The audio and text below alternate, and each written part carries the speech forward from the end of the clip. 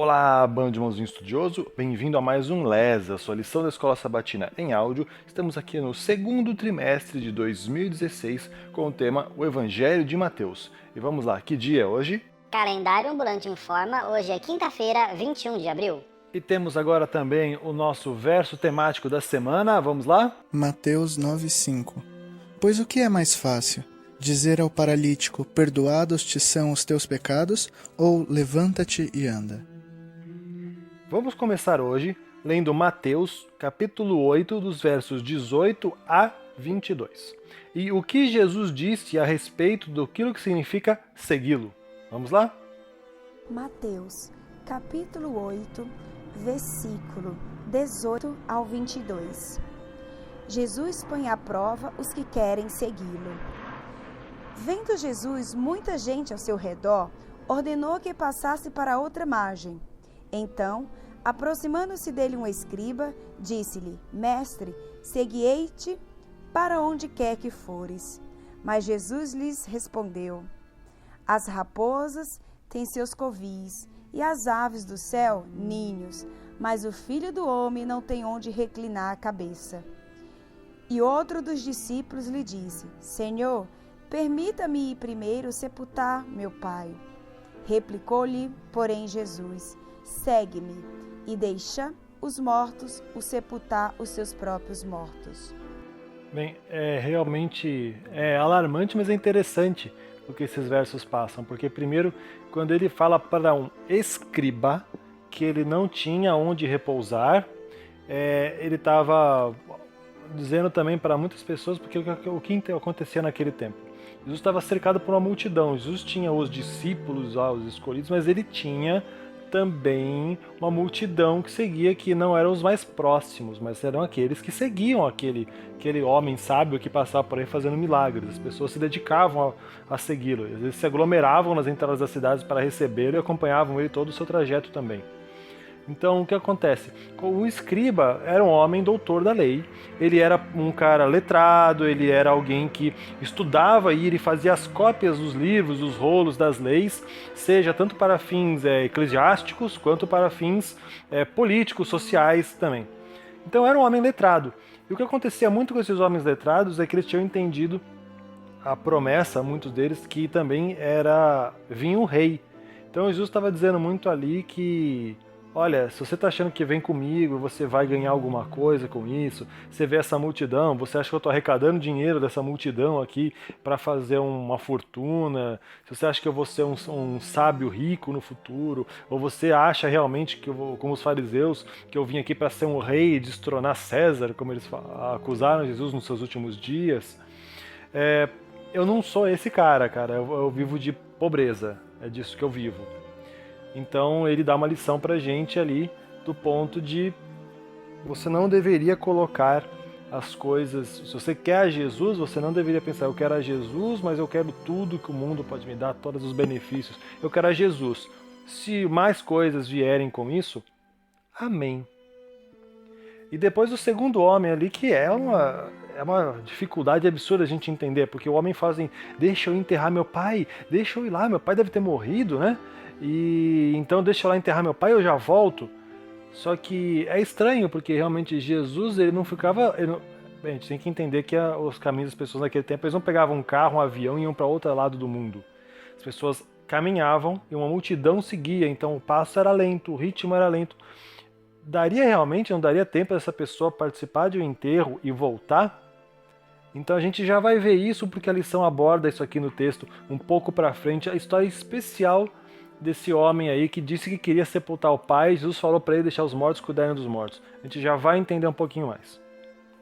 Bem, primeiro, em Mateus 8, 18 a 22, vemos dois homens se aproximando de Jesus com o desejo de serem seus discípulos. Ambos são sinceros, contudo, alguma coisa parece impedi-los de seguir o Mestre. Jesus, que conhece os pensamentos humanos, foi direto ao âmago das questões. Ele perguntou se o primeiro homem estava realmente disposto a renunciar a tudo, inclusive sua própria cama, para segui-lo.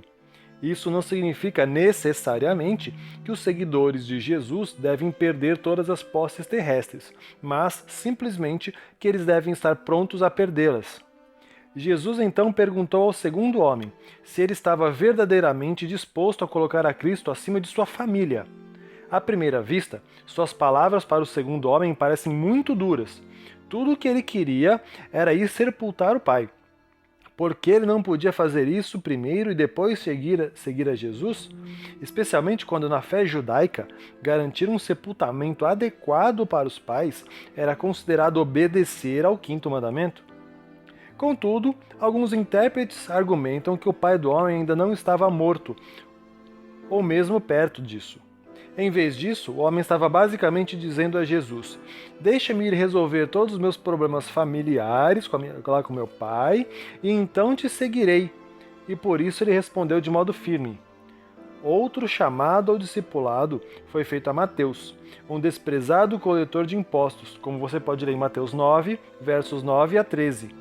Jesus conheceu o coração de Mateus, que estava obviamente aberto à verdade, como mostra sua reação ao chamado.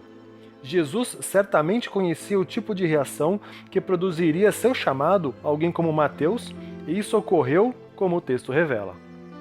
A partir de nossa perspectiva hoje, é difícil imaginar exatamente qual seria a reação das pessoas daquela época ao chamado de alguém como Mateus, devido ao transtorno que isso representaria à ordem da sociedade. O que vemos aqui é outro exemplo de que o chamado do Evangelho é realmente universal. Bem, pessoal, o estudo de hoje, então, falando aí sobre como ocorre o seu chamado e de como Jesus era, sim, ele ia no âmago e onde doía. Jesus ia onde doía. Jesus é paz e amor, as pessoas ficam falando, mas ele ia onde o coração das pessoas doía. Porque se você não é sincero naquilo que você quer, se você não tem sinceridade, você pede alguma coisa para ele, é complicada. Em outros textos da Bíblia, não vou entrar nesse assunto agora aqui, mas fala assim, você não deveria nem jurar por ninguém. Um cristão não deveria jurar.